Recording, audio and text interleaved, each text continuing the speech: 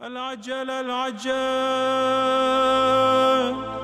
یا مولا یا صاحب اللہ تعالیٰ نے اگر ہمیں یہ اتنی بڑی عظمت اور فرصت دی ہے تو اس سے بھرپور استفادہ کیا جائے.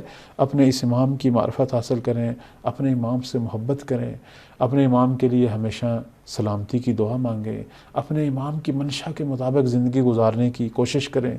صبح جب اٹھیں اپنے امام سے ہر روز جو ہے وہ تجدید بیعت کریں کہ مولا یہ پورا دن آپ کی اطاعت میں گزاروں گا. اگر کبھی کوئی گناہ ہو بھی جاتا ہے، کوئی خطا ہو جاتی ہے تو مایوس نہیں ہونا چاہیے، بلکہ فوراً توبہ کے ذریعے پروردگار کی بارگاہ میں جو ہے وہ اظہار پشیمانی کریں، مولا کے ساتھ دوبارہ تجدید عہد کریں.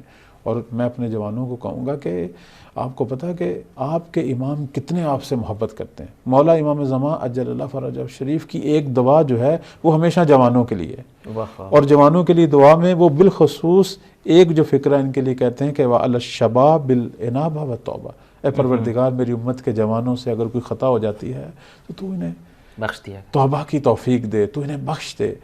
ہم بعض اوقات گناہ کرتے کرتے سو جاتے ہیں، لیکن آپ کو معلوم ہے کہ ہمارا امام کتنا ہم سے محبت کرتا ہے کہ مولا شب جو ہے وہ سجادہ بچھاتے ہیں. ہمارے گناہ جو ہم نے کیے، جن کی ہم نے اللہ کی بارگاہ میں توبہ نہیں کی، اے جوان مولا تیری خاطر سجادہ بچھاتے ہیں اور بارگاہ الہی میں جو ہیں وہ تیری جگہ توبہ کر رہے ہیں. امام کی محبت.